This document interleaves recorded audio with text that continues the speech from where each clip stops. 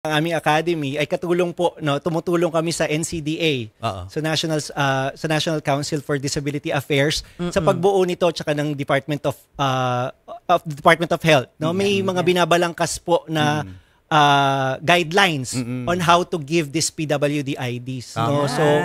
So inaayos na po siya, so hopefully mailabas na po ng DOH soon. Imagine, ang tayong matutulungan ng mga kababayan natin na tunay na PWDs. Kesa mapunta dun sa mga hindi naman talaga karapat-dapat. Pero nga dyan, Doc, isang buong barangay. Isang buong pamilya, lahat sila PWD. Huwag na bang pusa.